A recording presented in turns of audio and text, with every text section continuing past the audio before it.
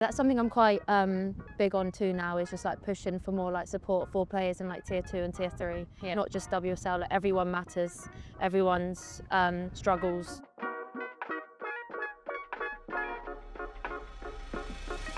You're probably one of the people that I'm closest to, and you've probably shown me how to be more vulnerable because I've seen you open up about certain things, so then that makes me confident to go and do that.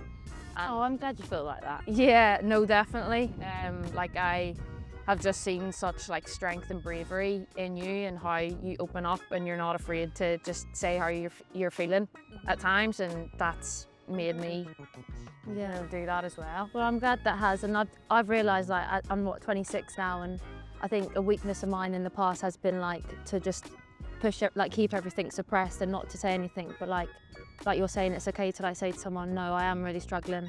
And even like when I first signed for Forest, I was going through like a very turbulent patch in my personal life, and then we went for coffee in Brighton, and I didn't realise I was going to be your teammate, and I was just like, Caragh, like, I'm really struggling, like I don't know if I can continue to play football.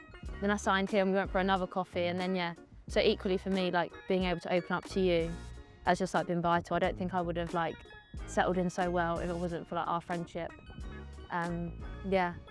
So it's nice, and I'm glad you felt like that in your injury, because you are like you're very like, I don't know what the word is, but you don't open up that much. You like just like to get on with things, but like you're a human being, you're not a robot. And I think like I've said that to you a few times now, so I'm glad you do feel like that. And I think that's why I want to be a mental health ambassador, is like to be, even if I'm not going to give like, I'm not a therapist or I'm not a psychologist, I can't give like good advice, but to be like a signpost, or to help signpost people to outlets to help them, that's what I feel quite strongly on. Yeah, because you've had a good, obviously, experience with the likes of, the support system that you've had around you. Yeah, and like family, yourself, teammates, friends. I'm obviously a member of the PFA, so I've had like counselling now for like every week since June, which has been like super helpful. And like without the PFA, I probably wouldn't have had access to like therapy. So yeah, that's something I'm quite big on too now, is just like pushing for more like support for players in like tier 2 and tier 3, not just WSL. Like, everyone matters, everyone's struggles. So yeah, I don't know, it's been really beneficial for me. And Tessa as well. She's just like focused on the shadow. Tess, what's this? Come here. Yeah, she's been vital actually, to be fair. When I moved to Nottingham, I was like manifesting like finding a spaniel near the Trent that I could walk, and then I found a dog that I don't have to walk because she's just so well behaved, and she just comes right back, and she is just a bundle of energy. So yeah, because like football obviously is a much lonelier place than what people maybe imagine it to be, because you are surrounded by teammates all day, but a lot of people like do this by themselves, and you've had to move away from home and family, which you've always known before. No, I think, and even for like just like the simplicity of like walking her, like when I first moved here, I was just like, I don't want to isolate. I have the tendency to like isolate myself, and kind of go home. I think we were quite similar last season in that sense, and I was like, if I can find a dog up here, which I have, just to get out more and just like enjoy like the simple things in life. So yeah, she's been really helpful. Like we said, this could look very different next year, both from like a results point of view, but the group and the environment might never be the same. It could be better, like we said, but just the people that are here, I think just enjoy it for what it is, what this season's been, and even regardless of the results, it's been a great season. Like we've both grown a lot, personally and stuff as well. And it's just be weird. Like I don't know. I said this to you a few weeks ago in the gym. Like for you not to be my teammate, I think hopefully we will be next season. But like it would just be weird. Like if that was to ever end, it feels so natural to have you like as a teammate and as a friend. Yeah, like, do you know what I mean? Nothing stays the same for very long in football, so I'll just follow you to the next place, or you can just I don't know. So just tell us a bit more about the support the PFA have given you then. So it was in the summer actually, and I was paying for my own counselling privately, and then my mum was just like, Hollie, you are a member of the PFA, like just ring them up. And I'm quite stubborn, especially when it comes to my mum. I'm like, no, like they won't be able to help me, no. And she was like, just ring them up, and I rang them, and I spoke to Sport and Chance. So Sport and Chance are like a branch which they use, which is counselling for professional athletes. Doesn't have to be football, can be anything. So I called them up and like had shared some experiences that have happened like over the years, and you know, they said that I was entitled to a whole year's worth of therapy, and you know, like that's incredible. One, therapy is quite expensive, like counselling sessions, it's like £70 a session. So the fact that they fund that for me is great. But yeah, so I have a really great counsellor. I speak to her every Friday on the day off, and I speak to her in the morning. And to be honest, at the minute, I don't know what I'd do without her. I don't know what I'd be fine without her, but yeah, it's just a really nice outlet. And for me, it's, you know, someone who's not involved in my life, you know, someone who's external from everything that's going on in my world, and doesn't really give like a judgment or an opinion on it, just someone to talk to. So it's been like really great for me to have that. But I'm also like very aware that I'm able to use the PFA because I was at Brighton. And like a lot of everyone in tier 2 and tier 3, and like when you go further down the leagues, don't get the same support, which I just find quite baffling, just because like we're all human beings, we all struggle sometimes. You've opened up about when you struggled with your injury. I've struggled with illness and like in my personal life. So yeah, I'd be like quite keen to get like equal support for players. And it might not be the PFA or Sporting Chance, it might just be with clubs, you know, who can you lean on in your club, or who can you be signposted to. But yeah, it's been really vital for me, and it doesn't work for everyone, which I understand. But yeah, it's been super great for me, and I'm very grateful to Sporting Chance for helping me so much. Yeah, but I think even your role in taking on the mental health ambassador role, like just you speaking out about that and putting that more to the forefront and just putting it on people's minds, because people maybe aren't aware that that support isn't readily available to everybody within football, but also it's maybe something that people haven't considered before. Like you didn't even think about it until your mum said about it. Thank God, Christy. Yeah, shout out. So it's maybe not even on people's radar, and that those sorts of things are available, and just to start to look for what other support maybe is out there, be more creative, partner with charities, exactly, something like that as well. And it's great at Forest as well, because a few times now I've like worked with like the community and done like Tricky to Talk, which was like a group of, it can be anyone in Nottingham, a group of people who get together every Thursday, I think online, and then it's like the last Thursday of the month they get together at the City Ground. And to just be at a club where, you know, like mental health can just be like, oh yeah, we support mental health and like we support players, but the fact that I think Forest do work so hard in the community and have quite a big impact in the community is because, you know, what I'm trying to say is it just shows how great the club is. And like I said, it's not just because we're footballers that we need it or because something's happened. Everyone actually struggles with their mental health at points. So to be at a club like Forest where mental health does matter and people actually care is just super important. So yeah, I've really enjoyed going to those sessions and like working closely with like Liv and Reese and like what I can do next and how I can like support people. So yeah, excited to be the ambassador, I think. Yeah, it is also just mad to be sitting here with you, like after the season we had last year, and hopefully we're about to win the league. We just won the League Cup. We're about to hopefully go unbeaten domestically. Yeah, and compared to last season being in a relegation battle from probably like the first game, it felt like just so different. Yeah, how have you found that?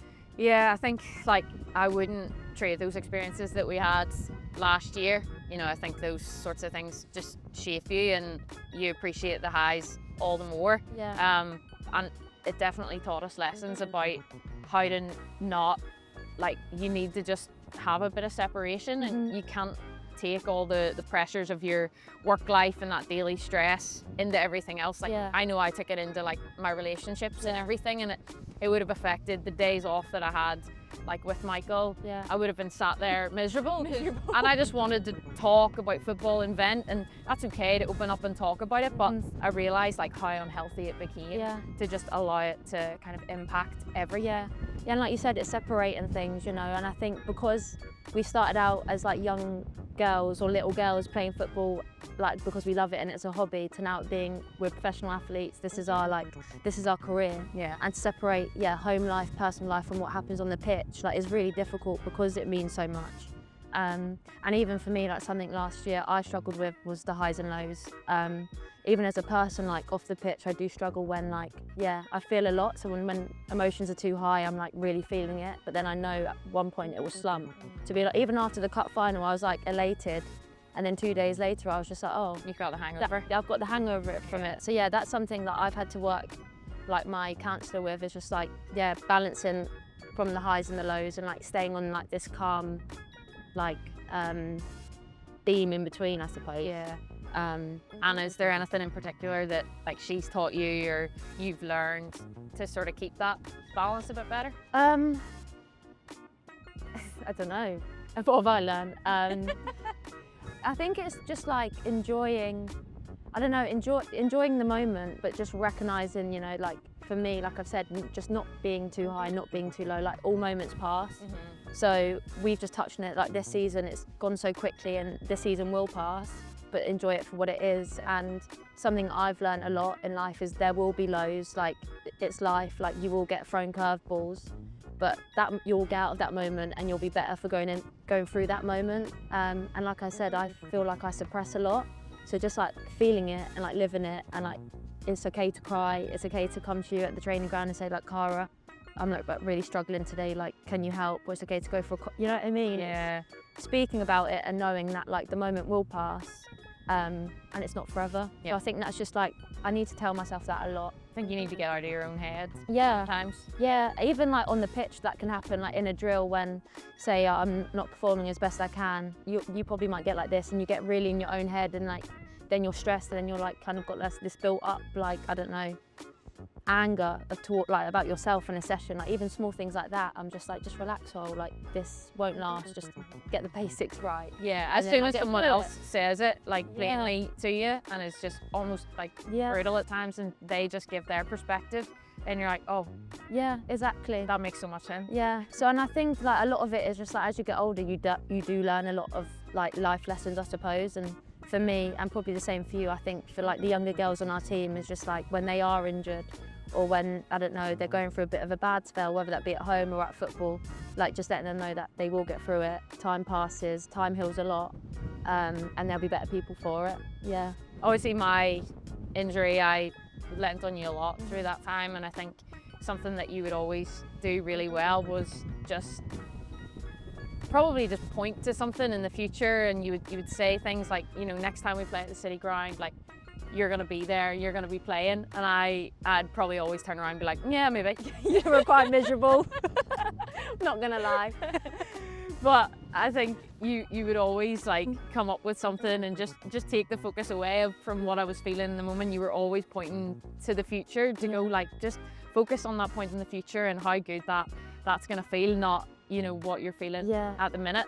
And also just, I think I know that I could be just so real with you, and I trusted you again because you trusted me and you confided in me, and I knew that I could do the same whenever the shoe was on the other foot. Yeah, I'm glad you felt like that. And even for like you, like there were times where I like can see that you're either in your own head. Sometimes I feel like you don't want to be spoken to, so I'm like, I just leave her over there. But there's times where I could see where like, I don't know, that you did need to open up.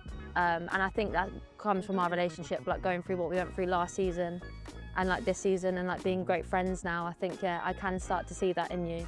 And I'm glad you did do that when you were injured, because I remember even texting you when you did get injured and being like, you're not a robot. And I think a lot of people think you are, because like, to be fair, she is a machine like on the pitch. But I think a lot of people just think like, yeah, you are a robot, and like because you're, I don't know, maybe an older player that you're kind of fine, but like you weren't at that time, and that injury really like took you by surprise. Yeah. You know, and you were actually out for a really long time. Yeah, and I never wanted to be, I think it was more that I never wanted to be negative in front of other people, and I didn't want to bring the mood down.